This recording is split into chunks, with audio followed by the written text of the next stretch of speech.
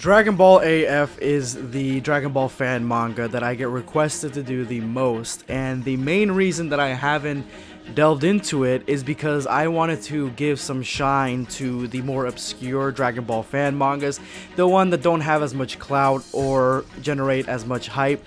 But because a lot of you guys have been asking my opinion on Xicor, Scizor, Scyther, Slifer, the Sky Dragon, whatever, I wanted to go ahead and cover at least chapter 1. I mean, I already did one of the chapters way in the far-flung future of this Dragon Ball fan manga, just as a one-off, so I decided to go ahead and cover this today. So Black Squad, make sure you drop a like on this video for Xicor.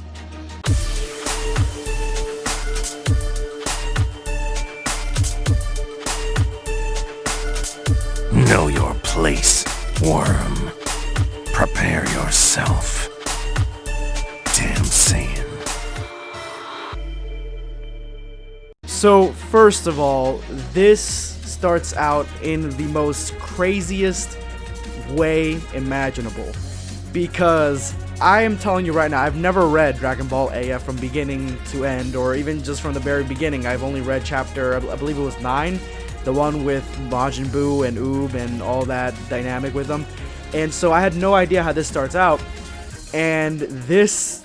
Okay, so we start out with this fan manga telling us that the West Kai is the mother to not only Frieza, but Cooler as well. What?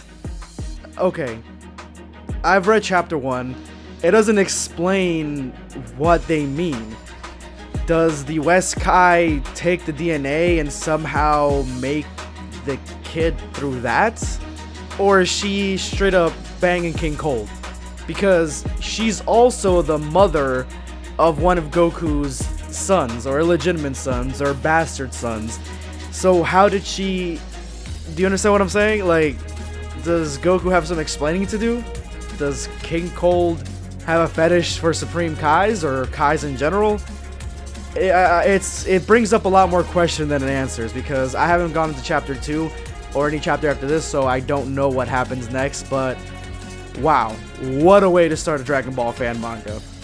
And then we go into more of the dull side of this fan manga, and anything with Gohan and Goten in school for me is just a snooze fest. And we find Goten at school, and thankfully we don't dwell on the school aspect for too long. We find out that Goten is actually Saiyaman 3, I guess, and he is stopping evildoers while Gohan is teaching classes, because now he's a teacher. This is after Dragon Ball GT, and we find him here trying to stop a bank robber who unfortunately is Mai, and she has not aged well at all. She's definitely got those city miles on her. But out of nowhere, we get Captain Rooster, Commander Chicken. I have no idea why Oob looks like this, or why his costume looks like this, but he looks like a goddamn bird. This fan manga is crazy. It's all over the place. I'm trying to follow along here, but it's getting more and more difficult. But finally, the man of the hour drops by on planet Earth, and this is Xicor. That's how I'm going to be pronouncing his name, unless you guys correct me, and then I'll correct myself. But the way that I'm reading this, it's Xicor. Xicor and his mommy come to planet Earth to seek out Goku. Xicor thinks that Goku is the most powerful being in the universe, and so being that, he is essentially the ruler of the universe. So when he gets to Earth, he wants to take out his competition, which is his two half-brothers, Goten and Gohan, because he wants to take his father's throne as the ruler of the universe. I don't exactly know why West Kai is banging these dudes to get powerful offspring. It doesn't explain it here. It's interesting, nonetheless. And hopefully they do explain it, because I want to know why she created Frieza, Cooler, and Xicor. And I'm also wondering why Cooler and Frieza look very similar to King Cold, but Xicor, he looks nothing like Goku. He looks more like a slimmed down demonic version of Broly, if I have to be honest with you guys. Either way, they land on Earth and they find Sandman 3 flying through the planet, and Xicor pops up right in front of him, takes him out, no difficulty.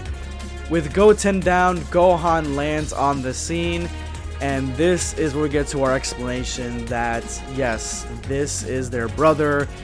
The West Kai somehow either slept with Goku or has his DNA somehow. I don't want to know the details, but I really do.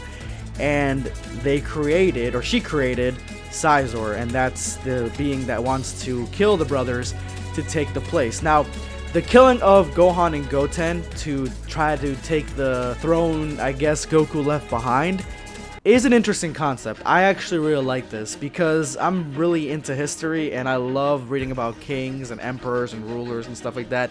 This normally happens where the offspring fight amongst each other in usually civil wars, very bloody civil wars, to try to take command of the empire. So I like that this is the direction that they went.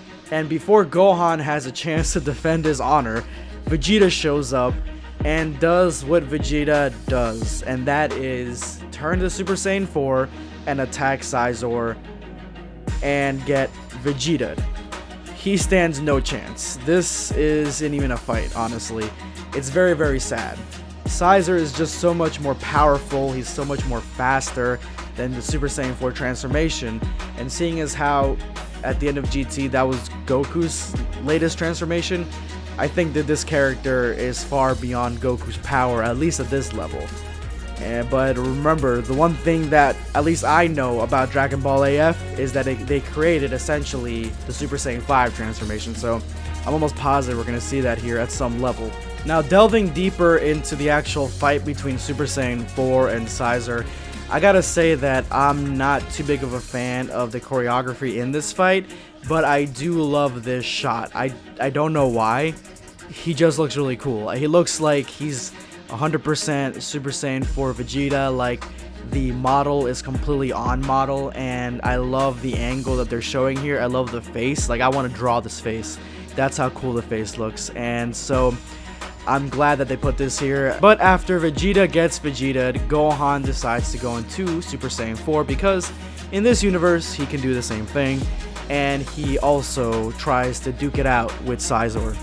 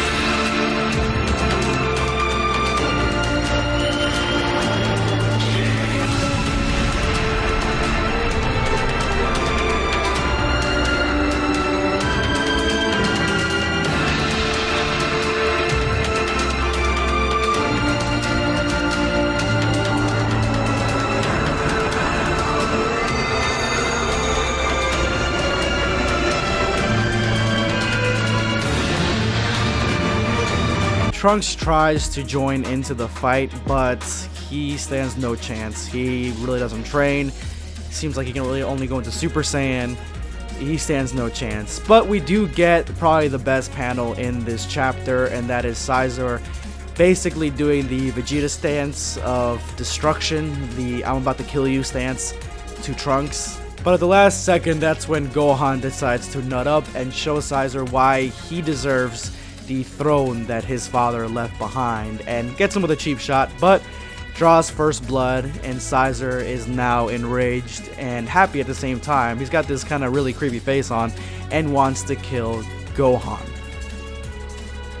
So Gohan's facing Xicor, Vegeta's down, Trunks is down, and the West Kai is watching the entire thing. But at the same time, Kibito Kai is also watching West Kai, and he's wondering why she is back, why she's not dead. The last time we heard from her, she was fighting Majin Buu, and Kid Buu killed her. So he's got as much questions as we do. Probably not the same questions that I do. I have more intimate questions, but we'll get to those later. And the last panel of this chapter is a phone call to Hell. They are looking for Goku. Not sure why he would be in Hell to begin with. I remember him flying off with the dragons very vividly, but this happens nonetheless. Just glad we get to see Piccolo again, because they did him dirty at the end of GT. Guys, this is going to be BlackScape signing off. Take care, guys.